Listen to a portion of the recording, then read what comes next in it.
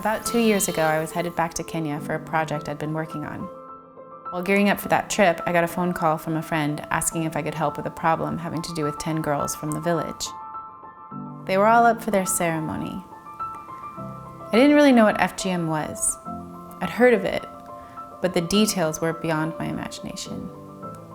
FGM stands for Female Genital Mutilation, and I won't force the gruesome details on you by sharing them here. But beyond the brutality and emotional trauma of the cutting itself, it also leads to infectious diseases, fatalities, problems urinating, menstruating, and birthing complications. I was asked to help find a solution to save these girls from this process, or they were going to run away and save themselves, which doesn't usually fare well for girls in that type of environment. The work I'd been doing leading up to this was teaching local people photography in hopes of giving them the platform to share their own stories and give them a voice for issues such as drought and other basic survival needs. I thought that by giving them a camera, people could catch a glimpse in the life through the eyes of the actual storyteller. So I decided to do the same thing with the girls. I stayed with them in their village for a couple of months teaching them photography so that people could get to know them better.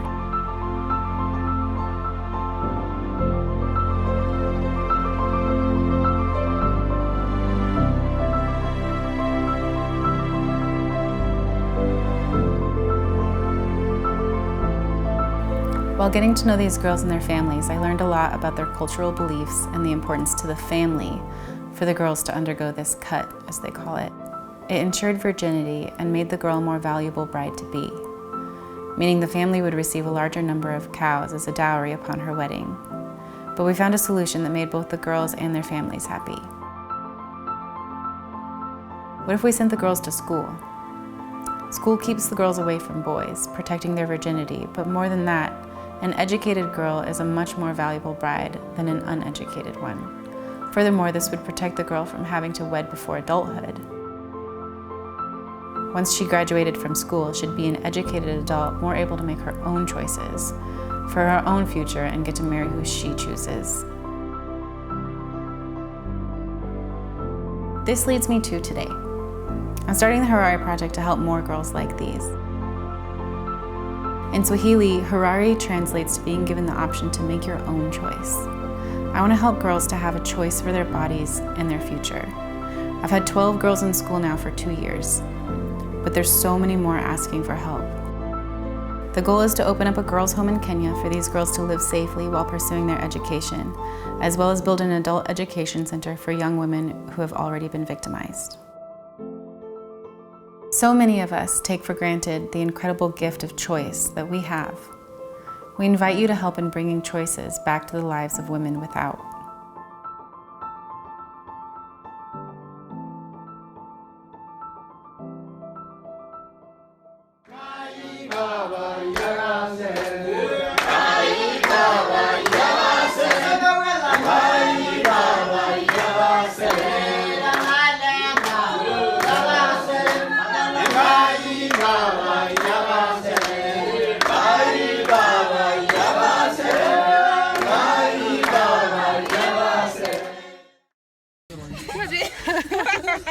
Okay.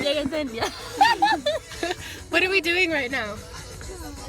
Are we going to school? Are you excited? Yes. Who do we have up there? Parents? We've got 1, 2, 3, 4, 5, 6, 7, 8, 9, 10, 11, 12 people in a 5-seater. We're in the trunk. It's a rough ride.